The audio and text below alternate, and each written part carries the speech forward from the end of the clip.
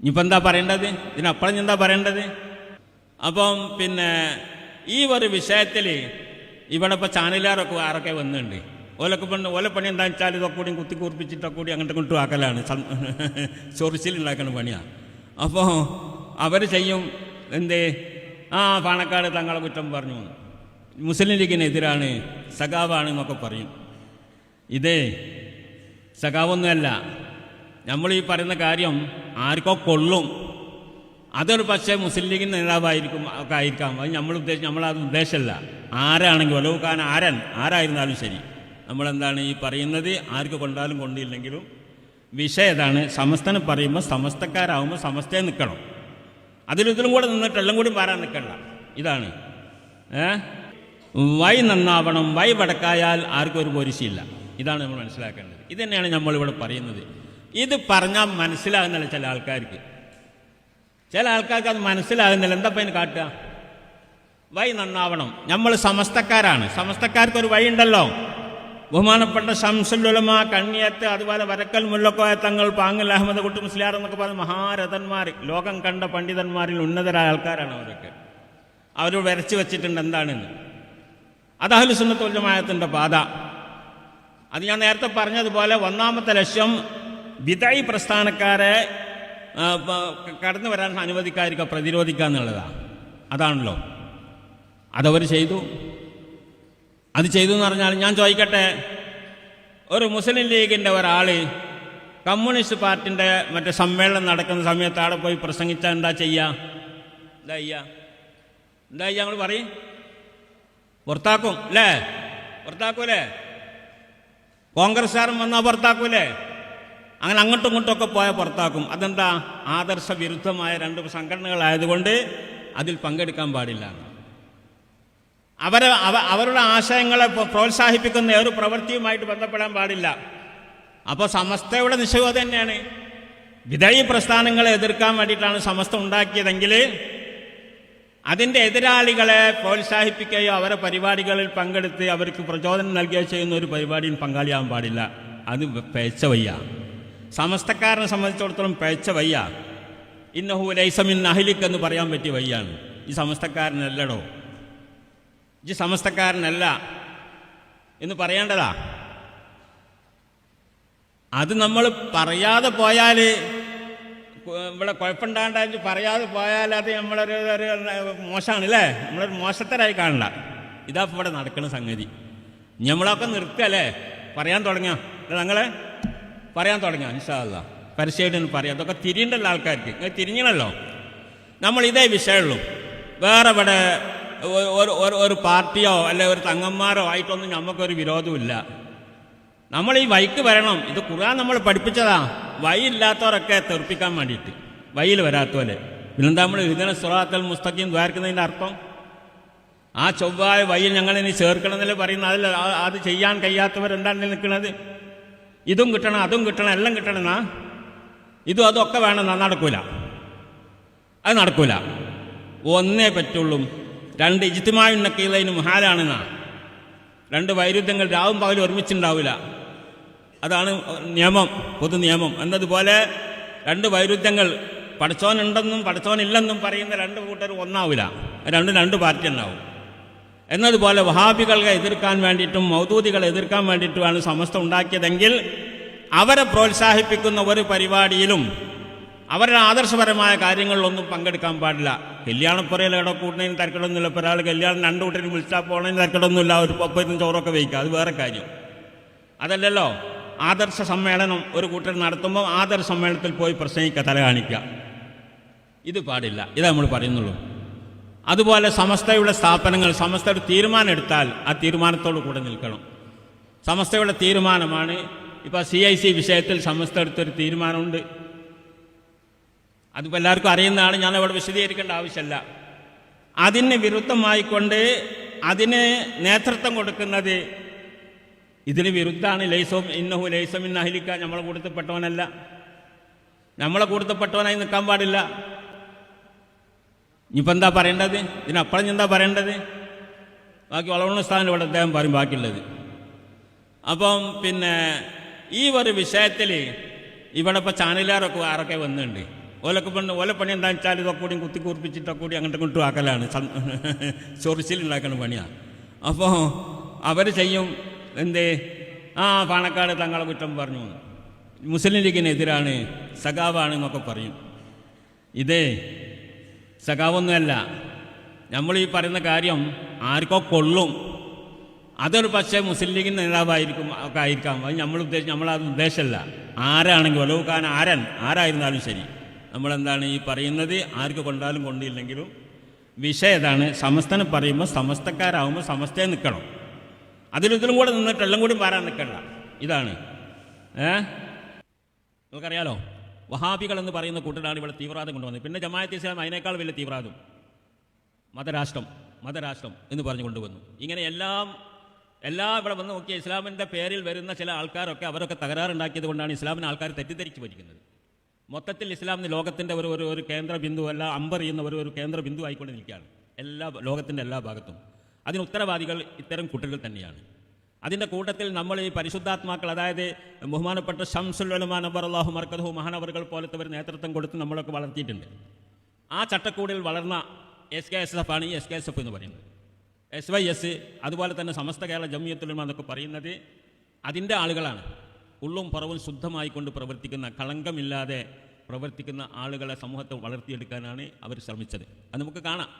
എല്ലാവരും അംഗീകാരം കിട്ടുന്നത് മനസ്സിലാക്കിയവർക്കൊക്കെ അറിയാം. വിശ്വസിക്കാൻ പറ്റിയ ഒരു കൂട്ടർ സുന്നത്ത് ജമാഅത്ത് എന്ന് പറയുന്ന അഹ്ലു സുന്നത്ത് വൽ ജമാഅത്തിൻ്റെ സമസ്തക്കാർ ബഹുമാനപ്പെട്ട ശംസുൽ ഉലമയെക്കുറിച്ചും കന്യത്തിനെക്കുറിച്ചൊക്കെ ഇവിടെ പത്രങ്ങളും മറ്റു മാധ്യമങ്ങളൊക്കെ നന്നായി എഴുതാറുണ്ട്. അവർക്കറിയാം കളങ്കമില്ലാത്ത ഒരു സമൂഹത്തെ വാർത്തെടുത്ത് ഒരു ചട്ടക്കൂട്ടിൽ നിർത്തിയ ആൾക്കാരാണ് അവരൊക്കെ എന്നുള്ളത്. അതാണ് അവരുടെ മഹത്വം. ആ വിശ്വാസം, നല്ല വിശ്വാസം, നല്ല പ്രവൃത്തിയും. അതാണ് വൽ അസ്രി ഇന്നൽ ഇൻസാന ലഫീ ഖുസ്ർ ഇല്ലല്ലദീന ആമനു വഅമിലു സ്വാലിഹാത്ത് വതവാസൗ ബിൽ ഹഖ് വതവാസൗ ബിസ്സബ്ർ എന്ന് പറയുന്നത്. ഒരു മനുഷ്യൻ നന്നാവാൻ 4 കാര്യം വേണം. അല്ലാത്തവരൊക്കെ നഷ്ടത്തിലാണ്. 4 കാര്യം സമ്മേളിച്ചവരല്ലാത്തവരൊക്കെ നഷ്ടത്തിലാണ്. ചെറിയ രണ്ട് വരിയുള്ള ഒരു സൂറത്ത്, ഒരു അധ്യായത്തിൽ ഖുർആൻ പറയാണ് 4 കാര്യം ഇല്ലാത്തവരൊക്കെ നഷ്ടത്തിലാണ്. അതാണ് അതിൻ്റെ അർത്ഥം. ഏതാ കാര്യം നോക്കുക? ഇല്ലല്ലദീന ആമനു, ഉള്ളു നന്നാവണം. ഉള്ളു നല്ല വിശ്വാസം വേണം. വിശ്വാസം ഉണ്ടായിട്ട് പ്രവർത്തിച്ചാലേ പ്രവർത്തിക്ക് ബലം ഉണ്ടാവുള്ളൂ. നമ്മളൊരു വിശ്വാസമില്ലാത്ത ഒരു സംഗതിക്ക് പോയി അങ്ങനെ ഇടയാടി കളിക്കല്ലോ, തറദ്ദുദ്. അങ്ങോട്ടോ ലാ ഇലാഹ ഉലായി വലാ ഇലാഹ ഉലായി എന്ന് പറയും, അങ്ങോട്ടോ പോകേണ്ടതെന്ന് വെച്ചല്ലാതെ. അപ്പോൾ നമുക്കൊരു ഉറച്ച വിശ്വാസം വേണം. അവിടെ പോയാൽ അപകടം ഉണ്ടാവും എന്ന് പറഞ്ഞാൽ നമ്മൾ വിശ്വസിച്ചാൽ നമ്മളവിടെ പോകില്ലല്ലോ. സംശയിച്ച് കളിച്ചാൽ അങ്ങോട്ടോ വിചാരിച്ച് ഇങ്ങനെ കളിക്കും. അപ്പോൾ നമ്മൾ എന്തൊരു സംഗതിക്ക് ഇറങ്ങിയാണെങ്കിലും വിശ്വാസം ഉറക്കണം. അതാണ് ഇല്ലല്ലദീന ആമനു. എന്താ നമ്മളോട് വിശ്വസിക്കാൻ പറഞ്ഞത്? അള്ളാഹും റസൂലും നമ്മൾ പഠിപ്പിച്ച ഒരുപാട് കാര്യങ്ങളുണ്ട്. അള്ളാഹുവിനെ കൊണ്ട് തന്നെ വിശ്വസിക്കണം ആദ്യം. ഇങ്ങനെ ഒരു അള്ളാഹുവിൻ്റെ ആവശ്യം എന്താണ് ഇവിടെ എന്ന്, ഒരു ദൈവത്തിൻ്റെ, ഒരു ഈശ്വരൻ്റെ ആവശ്യം എന്താണ് ഇവിടെ എന്ന് എല്ലാവരും മനസ്സിലാക്കണം, ഉണ്ടാവണം. അത് ബുദ്ധിപരമായിട്ടും അനുഭവത്തിൻ്റെ വെളിച്ചത്തിലൊക്കെ മനസ്സിലാക്കേണ്ട ഒരു സംഗതിയാണ്. അള്ളാഹു ഇവിടെ ഒരു സൃഷ്ടാവ് വേണം പരിപാലിക്കണം. നമ്മൾ വിചാരിച്ചൊന്നുമല്ല ഇവിടെ നടക്കുന്നത്. ആര് വിചാരിച്ചാലും തടുക്കാൻ കഴിയാത്ത പല കാര്യങ്ങളും നടക്കുന്നുണ്ട്. നിത്യം ഇവിടെ നടക്കുന്നുണ്ട്. രാവിലെ സൂര്യൻ കിഴക്കുന്ന് ഉദിക്കുന്നത്, പടിഞ്ഞാറിൽ അസ്തമിക്കുന്നത്, ഇതൊക്കെ ഇങ്ങനെ ഈ പ്രക്രിയകളൊക്കെ നടന്നുകൊണ്ടിരിക്കുന്നു. ഇതിനൊക്കെ ഒരു കർത്താവ്, ഇത് സൃഷ്ടിച്ചവനും പരിപാലിക്കുന്നവനും ഉണ്ടാവണം എന്നുള്ളതാണ് അള്ളാഹുവിനെ സംബന്ധിച്ച് വിശ്വസിക്കേണ്ടത്. അത് ഏകനാണ്, ഒരുവനാണ്, മഹാശക്തനാണ്. അവൻ്റെ വിശേഷ ഗുണങ്ങളൊക്കെ ഖുർആൻ നമുക്ക് വിവരിച്ചു തന്നിട്ടുണ്ട്. അതിൽ നമ്മൾ വിശ്വസിക്കണം. അതാണ് അഹ്ലു സുന്നത്ത് വൽ ജമാഅത്തിൻ്റെ അഖീദ. അള്ളാഹു എങ്ങനെയാണെന്ന് നമുക്ക് തിരിയില്ല. അള്ളാഹു ഉണ്ട് എന്നല്ലാതെ അവന് ഫോട്ടും കോലും ചിത്രമൊന്നുമില്ല. അതുകൊണ്ട് തന്നെ ബിംബം ഉണ്ടാക്കാൻ കഴിയില്ല, ഫോട്ടോ എടുക്കാൻ കഴിയില്ല, ഒന്നും പറ്റില്ല. അള്ളാഹു ഉണ്ട്, മഹാശക്തനാണ്. ഇതാണ് മുസ്ലിങ്ങളുടെ വിശ്വാസം. അഹ്ലു സുന്നത്ത് വൽ ജമാഅത്തിന്റെ വിശ്വാസതാണ്. അവൻ്റെ സിഫാത്തുകൾ മനസ്സിലാക്കി അവന് മാത്രമേ ആരാധിക്കാവൂ എന്നുള്ളതാണ് രണ്ടാമത്തത്. അവന് മാത്രമേ ആരാധിക്കാവൂ. കാരണം വേറുള്ളവരെ ദൈവാക്കാൻ പാടില്ല. യഥാർത്ഥ ദൈവത്തിനെ ആരാധിക്കാവൂ എന്നുള്ളതാണ് ഇസ്ലാം. ലാ ഇലാഹ ഇല്ലല്ലാ എന്നുള്ളതാണ്. ലാ ഇലാഹ ഇല്ലല്ലാ, ഇതാണ് നമ്മുടെ മുദ്രാവാക്യം. തൗഹീദിൻ്റെ അടിസ്ഥാനം ഇതാണല്ലോ. ഈ അടിസ്ഥാനത്തിൽ ഇവിടെ കെട്ടിപ്പടുത്ത ദീനാണ് പരിശുദ്ധ ദീനുൽ ഇസ്ലാം. ലാ ഇലാഹ ഇല്ലല്ലാ ആണ് മുദ്രാവാക്യം. ഇന്ന് ആരൊക്കെ പുറത്തുപോയി? അല്ല എന്ന് പറയുന്നവർ, ദൈവമല്ല എന്ന് പറയുന്നവർ പുറത്തുപോയി. പല ദൈവങ്ങളുണ്ടെന്ന് പറയുന്നവർ പുറത്തുപോയി. അവർക്കൊന്നും ഇതിൽ പ്രവേശനമില്ല. ഇതിൻ്റെ ഉള്ളിലുള്ളവർ ഒരു ദൈവത്തെ വിശ്വസിക്കണം. അവന് ഈ പറഞ്ഞ വിശേഷണങ്ങളൊക്കെ ഉണ്ടായിരിക്കണം. മഹാശക്തനായിരിക്കണം. രൂപല്ല, ഭാവല്ല, കൈയില്ല, കാലില്ല, അങ്ങനെ ഒന്നും നമുക്ക് കാണാൻ പറ്റില്ല. അങ്ങനത്തെ ഒരു ദൈവത്തെയാണ് അള്ളാഹു എന്ന് പറയുന്നത്. നമ്മൾ ആ ദൈവമാണ് ഇവിടെ ഒക്കെ നിയന്ത്രിക്കുന്നത്. മുദബ്ബിറുൽ ഉമൂർക്കുല്ല അവനാണെന്ന് നമ്മൾ വിചാരിക്കുന്നത്. അത് അല്ല എന്ന് തെളിയിക്കുക. അല്ല എന്ന് പറയുന്നവരോ പുലമ്പുന്നവരോ ഒക്കെ ഇതിൽ നിന്ന് പുറത്തുപോയി. ലാ ഇലാഹ ഇല്ലല്ലാഹ് കൊണ്ട് പുറത്തുപോയി. പിന്നെ ഇവിടെ അങ്ങ് പുറത്ത് പോവാത്തവരാരാ? ലാ ഇലാഹ ഇല്ലല്ലാഹ് കൊണ്ട് പുറത്ത് പോകാത്തവർ ഇപ്പോൾ കമ്മ്യൂണിസ്റ്റുകാർ പോയി. നിരീശ്വരവാദികളാണ് അവർ. അവർക്കിതിൽ അകത്ത് പ്രവേശനമില്ല. പിന്നെ അതിന് വേറെ കമ്മ്യൂണിസ്റ്റുകാർ വന്നപ്പോൾ വേറെ സംഘടന ഉണ്ടാക്കേണ്ട ആവശ്യമില്ല. കമ്മ്യൂണിസം വന്നപ്പോൾ വേറെ, കോൺഗ്രസ് വന്നപ്പോൾ വേറെ സംഘടന ഉണ്ടാക്കേണ്ട ആവശ്യമില്ല മുസ്ലിങ്ങൾക്ക്. അങ്ങനെ രാഷ്ട്രീയമായിട്ടോ അല്ലെങ്കിൽ മറ്റെന്തെങ്കിലും നിലക്കോ ഇവിടെ പ്രവർത്തിച്ച പ്രവർത്തനങ്ങൾക്കൊന്നും ഒരു സംഘടന ആവശ്യം ഉണ്ടായിരുന്നില്ല. അതുകൊണ്ട് തന്നെ സമസ്ത പിറന്നില്ല. സമസ്ത പിറന്നത് 1925-26 അതുവരെ ഇവിടെ ഒരുപാട് സംഗതികൾ ഉണ്ടായിട്ടില്ലേ? കമ്മ്യൂണിസ്റ്റൊക്കെ അതിൻ്റെ എത്രയോ മുമ്പുണ്ടായിട്ടുണ്ട്. കമ്മ്യൂണിസം വന്നല്ലോ, തടുക്കണം, സമസ്ത ഉണ്ടാക്കണം എന്ന് ആരും ചിന്തിച്ചില്ല. അതിലായില്ല 1.25 ലക്ഷം പ്രവാചകന്മാർ ഇവിടെ പ്രബോധനം ചെയ്ത അടിസ്ഥാനമാണ്. ആ അടിസ്ഥാനം ഇസ്ലാം എന്ന് പറഞ്ഞതാണ്. അതിവിടെ ഉള്ളപ്പം പിന്നെ വേറെ സമസ്ത ഉണ്ടാക്കേണ്ട ആവശ്യം വന്നില്ല. പിന്നെ നമ്മളുടെ പറഞ്ഞില്ല, മൂന്നാമത്തെ കക്ഷി, ഖുർആനിൽ നേരത്തെ പറഞ്ഞ മൂന്നാമത്തെ കക്ഷിയാണ് വന്നത്. അവർ വന്നിട്ട് ഇവിടെ വേറെന്തൊക്കെ പറയാൻ തുടങ്ങി. നമുക്ക് തിരിയാത്ത കുളത്തിലൊക്കെ എന്താ ഉള്ളിൽ കടത്താൻ തുടങ്ങി. കള്ളക്കടത്ത്, വിശ്വാസത്തിൽ കള്ളക്കടത്ത് കടക്കാൻ തുടങ്ങി. 922, 23 കാലഘട്ടങ്ങളിൽ അവർ കൊണ്ടുവന്നു. പുന്നാര നബിയുടെ കാലത്ത് വന്ന ഇസ്ലാം 1500ഓളം വർഷങ്ങൾ, 1400ഓളം വർഷങ്ങൾ യാതൊരു അഭിപ്രായ വ്യത്യാസവുമില്ലാതെ ചെയ്തു പോന്നിരുന്നു പ്രവർത്തിച്ചു പോകുന്ന ആ മേഖലയിൽ അവർ കടന്നുകൊണ്ട് വിള്ളലുണ്ടാക്കാൻ തുടങ്ങി.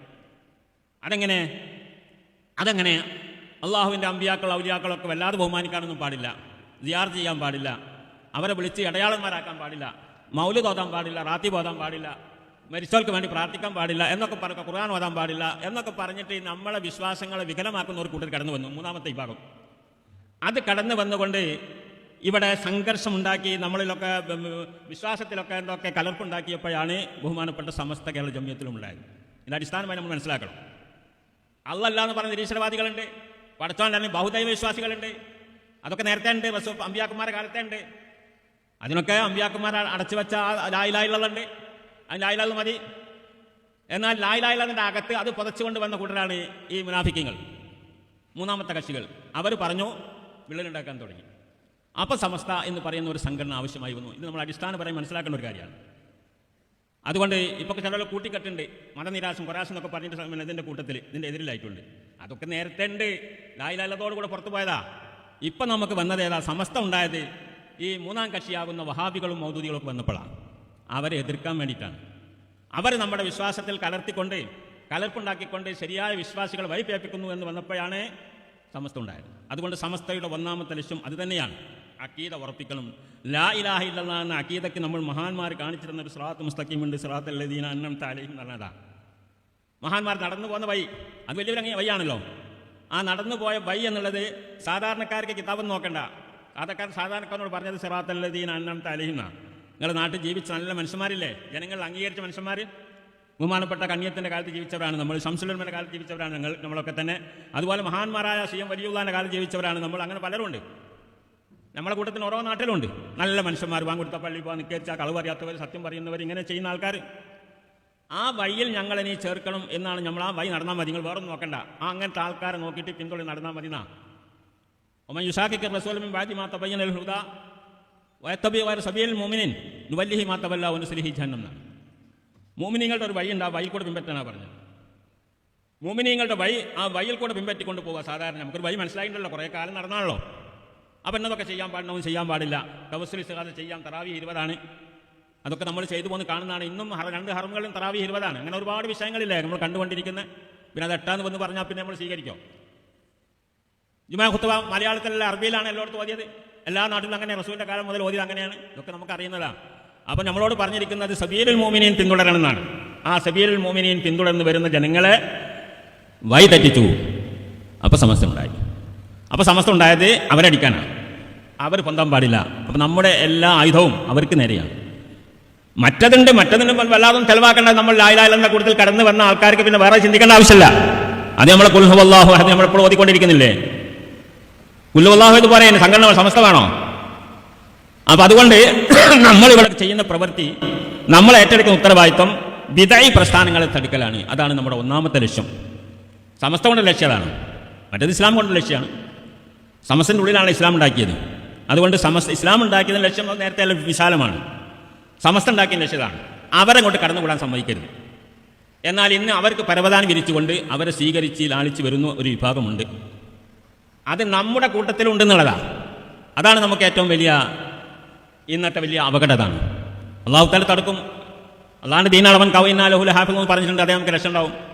ആ വിശ്വാസത്തിൽ നമ്മളുള്ളത്.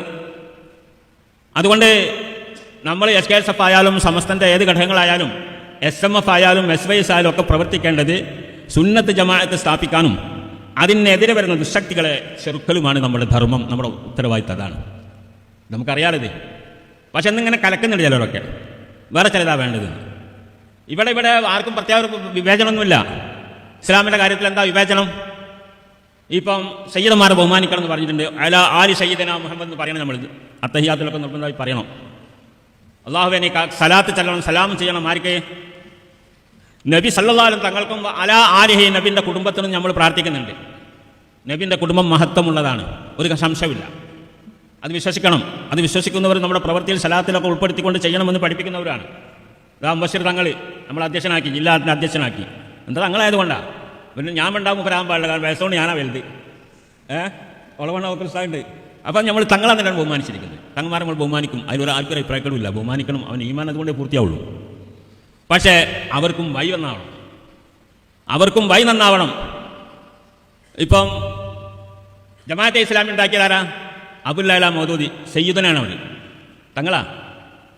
തങ്ങളാണ്. നമ്മൾ ഏറ്റവും കൂടുതൽ എതിർക്കുന്നത് അയാളാണ്. എന്തുകൊണ്ട്? തങ്ങളല്ലാത്തത് കൊണ്ടല്ല. നമ്മൾ അല്ലാഹു സല്ലി അലാ സല്ലം അലാ സയ്യിദനാ മുഹമ്മദ് പറഞ്ഞ കൂടുതൽ അയാൾ പെടും. പക്ഷേ അയാൾ പെടൂല. അയാൾ പെടണം, അയാൾ പെടൂല. എന്തുകൊണ്ട്? വൈ നന്നായില്ല. എത്രയോ തെളിവുണ്ട്, ഖുർആനിൽ എത്രയോ തെളിവുണ്ട്. ഞാൻ ഒന്നിലെണ്ണം പറഞ്ഞു മതയൊക്കെ കുറേ ആൾ പ്രസംഗിക്കാനും വിഷയം അവതരിപ്പിക്കാനൊക്കെ ഉണ്ട് അല്ലേ? അപ്പോൾ അതുകൊണ്ട് വൈദ്യുത്തല ഇബ്രാഹിം റബ്ബുഹു ബി കലിമാത്തിൻ ഫഅതമ്മുഹുന്ന ഖാല ഇന്നി ജാഇലുക ലിന്നാസി ഇമാമ ഖാല വമിൻ ദുരിയത്തി ഖാല ലാ യനാലു അഹദുൽ ളാലിമീൻ എന്ന് പറയുന്നുണ്ട്. ഇബ്രാഹിം നബി എല്ലാ സമുദായക്കാരുടെ നേതാവാണ്. ഉമ്മത്തെന്നാണ് പറഞ്ഞത്. എല്ലാവർക്കും യഹൂദികൾ അവകാശപ്പെടും ഞങ്ങളുടെ പിതാവാണ്, നസാറാക്കൾ അവസാനം ഞങ്ങളുടെ പിതാവാണ്, ഞങ്ങളുടെ മതത്തിൻ്റെ അധ്യക്ഷൻ മൂപ്പരാണ്, മുസ്ലിങ്ങളും എല്ലാവരും അവകാശപ്പെടും. അങ്ങനെ സർവ്വസമ്മതനായ ഒരു പിതാവ്, ഒരു ഇസ്ലാമിൻ്റെ ഏകദൈവ വിശ്വാസം സ്ഥാപിച്ചതിൻ്റെ അടിസ്ഥാന ശിലമിട്ട തറക്കല്ലിട്ട ആൾ മൂപ്പരാണ്, ഇബ്രാഹിം നബിയാണ്. ആ ഇബ്രാഹിം നബി ഒരുപാട് പരീക്ഷണങ്ങൾക്ക് വിധേയരായിട്ടുണ്ട്. അള്ളാഹു തആല ഏറ്റവും കടുത്ത പരീക്ഷണങ്ങൾ കൊണ്ട് പരീക്ഷിച്ചിട്ടുണ്ട്. ആദ്യമായിട്ട് ലാ ഇലാഹ ഇല്ലല്ലാഹ് വന്ന് കൊണ്ടുവന്നപ്പം വീട്ടിൽ നിന്ന് ഇറക്കി വിട്ടു. വീട്ടിൽ ബാപ്പ എതിരായിരുന്നു. വീട്ടിൽ ബാപ്പ ബിംബം നിർമ്മിക്കുന്ന ആളായിരുന്നു. അയാൾ മുന്നിൽ പോയിട്ടാണ് എന്താക്കിയത്? ലാ ഇലാഹ ഇല്ലല്ലാഹ് പറയണം ബാപ്പ എന്ന് പറഞ്ഞത്. ബാപ്പ ആട്ടി ഇറങ്ങിപ്പോകാണ്ട് മോറൻ കാണ്ടാന്ന് പറഞ്ഞു. അങ്ങനെ ഇറക്കി വീട് പോയി. നാട്ടിലിറങ്ങി ജനങ്ങളോട് പറഞ്ഞു, ലാ ഇലാഹ ഇല്ലല്ലാഹ് പ്രബോധനം ചെയ്തു. രാജാവ് പിടിച്ച് വലിയ തീക്കുട്ടുണ്ടാക്കി തീയിലിട്ടു. അങ്ങനെ ഒരുപാട് പരീക്ഷണങ്ങൾ. ഒരു കുട്ടിയില്ലാഞ്ഞിട്ട് ഒരു കുട്ടിക്ക് വേണ്ടി വയസ്സുകാലത്ത് പ്രാർത്ഥിച്ചു. അവസാനം ഒരു കുട്ടീനെ കിട്ടി. ഫലമായുസയ്യ കുട്ടി തൻ്റെ കൂടെയൊക്കെ കയ്യും പിടിച്ചിങ്ങനെ നടക്കാനായപ്പോൾ അള്ളാഹ് പറഞ്ഞു അവൻ അറക്കണമെന്ന്. കുട്ടി നടക്കണമെന്നത് അറക്കാൻ തയ്യാറായി. ഇങ്ങനെയുള്ള കടുത്ത ആർക്കാ ഈ പരീക്ഷണം സഹിക്കാൻ കഴിയുക? അപ്പോൾ അള്ളാഹു തആല പരീക്ഷിച്ച് പാകപ്പെടുത്തി. അതുകൊണ്ടാണ് അദ്ദേഹത്തിന് അള്ളാഹു തആല കൊടുത്ത സ്ഥാനം ഇന്നി ജാഇലുക ലിന്നാസി ഇമാമ. ലോക ജനതയ്ക്ക് താങ്കളെ ഞാൻ ഇമാമാക്കുന്നു എന്നാണ് പറഞ്ഞത്. ലോക ജനതയ്ക്ക് ഇമാമാക്കി. അതുകൊണ്ടാണല്ലോ യഹൂദികളും നസറാക്കളും മുസ്ലിങ്ങളൊക്കെ ഇമാമെന്ന് പറയുന്നത്. വലിയ സ്ഥാനം കൊടുത്ത് പ്രഖ്യാപിച്ചപ്പോൾ മൂപ്പർക്കൊരു പൂതി. കാലോമിൻ ദ്വിതീയത്തി, എൻ്റെ കുട്ടികളെ സന്താന പരമ്പരകളൊന്നും ഇമാമിനുണ്ടാക്കണം എന്ന് പറഞ്ഞു. എന്നാൽ സന്താന പരമ്പരയിൽ ഇമാമാക്കണം എന്ന് പറഞ്ഞു. എന്താ പഠിത്തം പറഞ്ഞത്? ആക്കാനാ? ഖാല ലാ യനാലു അഹദുൽ ളാലിമീൻ. സന്താനോ കുടുംബത്തൊന്നും നമ്മൾ നോക്കാറില്ല. ആരാണ് ഈ വഴിക്ക് വരുന്നത്? ആ വഴിയിൽ അടിച്ചു നിൽക്കുന്നവർക്ക് നമ്മൾ എന്താക്കി ഇമാമാക്കും. ലാഹിദിൽ ലാലിമീൻ, ലാലിമീങ്ങളായ നിന്റെ കുട്ടികളാണെങ്കിലും ലാലിമാണെങ്കിൽ നമ്മുടെ ഈ വഴി വിട്ട് പുറത്തു പോകുന്നവനാണെങ്കിൽ അവനാക്കൂല. ഇത് ഇസ്ലാമിൻ്റെ നിയമം, അള്ളാഹിൻ്റെ നിയമ. വഴി നന്നാവണം. അതാണ് പറഞ്ഞത്. അഹ്ലു ബൈത്താണെന്ന് പറഞ്ഞെങ്കിൽ ഉണ്ടാക്കണം. നൂഹ് നബിൻ്റെ കഥയെ പറഞ്ഞില്ലേ? നൂഹ് നബി വെള്ളപ്പൊക്കം തൂഫാനെ കൊണ്ട് ജനങ്ങളുണ്ടാക്കി. 950 കൊല്ലം ജനങ്ങളുണ്ടാക്കി. പ്രബോധനം ചെയ്തിട്ടും കുറഞ്ഞ ആൾക്കാരെ ഉണ്ടാക്കിയിട്ടുള്ളൂ, വിശ്വസിച്ചിട്ടുള്ളൂ. മുസ്ലിം നിരാശയായി. ലാ തദർ അൽ കാഫിരീന മിനൽ അർളി ദയ്യാറ, ലാ തദർ അൽ അർളി മിനൽ കാഫിരീന ദയ്യാറ എന്ന് പ്രാർത്ഥിച്ചു. പഠിത്തവനെ സഹിക്കാൻ കഴിയുന്നില്ല, ഈ ഇവരൊക്കെ നശിപ്പിച്ചാളെന്ന് പറഞ്ഞു. തൂഫാൻ വന്നു, ജലപ്രളയം ഉണ്ടായി, എല്ലാവരും നശിച്ചുകൊണ്ടിരിക്കുകയാണ്. അപ്പോൾ തൻ്റെ മകൻ കന്നാന് അവിടെ ഉണ്ട്. മോനെ തോണി കപ്പലിൽ കയറിക്കോ എന്ന് പറഞ്ഞു. അവൻ പറഞ്ഞു, ഞാൻ മല കയറി രക്ഷപ്പെട്ടോളാം, നിങ്ങളെ കപ്പലിൽ ഞാൻ കയറൂല എന്ന് പറഞ്ഞു മകൻ കന്നാൻ. അങ്ങനെ ഫകാനമിനൽ മൂറക്കീൻ, അയാളും മുങ്ങി ചത്തുപോയി. എല്ലാം തൂഫാനൊക്കെ കഴിഞ്ഞപ്പം നൂഹ് നബി അള്ളാഹിനോട് ചോദിക്കുകയാണ്, പഠിച്ചോനെ ഇന്ന് വഴതക്കൽ ഹക്ക്, നീ എന്നോട് കരാർ ചെയ്തിരുന്നല്ലോ, എൻ്റെ അഹ്ലുകാരെ രക്ഷിക്കുന്ന കരാർ ചെയ്തിരുന്നല്ലോ, എൻ്റെ മകനെ നിങ്ങൾ കൊന്നല്ലോ പഠിച്ചോനെ എന്ന് പറഞ്ഞു. പഠിച്ചോൻ എന്താ മറുപടി പറഞ്ഞത്? ഇന്നഹു ലൈസ മിൻ അഹ്ലിക്, ഇന്നഹു ലൈസ മിൻ അഹ്ലിക്, അത് നിങ്ങളെ അഹ്ലുകാരിൽപ്പെട്ട മോനല്ല. എന്താ നൂഹ് നബീൻ്റെ ഭാര്യ വ്യഭിചാരം ചെയ്തു എന്നതിൻ്റെ അർത്ഥം? അല്ലല്ലോ. നുത്തുഫത്തിൽ ഉണ്ടായത് തന്നെ നൂഹ് നബിക്ക് ഉണ്ടായ സന്താനം എന്നുള്ളതിന് ഒരു കുറവില്ല. പിന്നെന്താ വൈ അതല്ലായിരുന്നു, നിങ്ങളെ വൈയല്ല. കപ്പലിൽ കയറാൻ പറഞ്ഞിട്ട് കാര്യമില്ലല്ലോ, അത് നിങ്ങളെ വൈയല്ലാത്തത് കൊണ്ടാണല്ലോ. അതുകൊണ്ടെന്താണ് അതിനെ സംബന്ധിച്ച് നിങ്ങളൊന്നും പറയണ്ട എന്ന് പറഞ്ഞു. ഇനി ആയതുക്കാൻ തക്കൂന മേൽ ജാഹിലീൻ, വേണ്ടാത്തവർ ചോദിക്കാൻ നിൽക്കേണ്ട, ജാഹിലീങ്ങൾ പെടേണ്ട എന്ന് പറഞ്ഞു. അപ്പം അള്ളാഹു മൗഫിൽ പഠിച്ചോനെങ്കിൽ പുറത്തിരണം, ഞാൻ ചോദിച്ചു പോയതാണ്, അറിയാതെ ചോദിച്ചു പോയതാണ് എന്ന് പറഞ്ഞു. അപ്പം സ്വന്തം ബീജത്തിൽ ജനിച്ചവനാണെങ്കിലും അതുകൊണ്ടൊന്നും വലിയൊരു പോരിശൊന്നുമില്ല.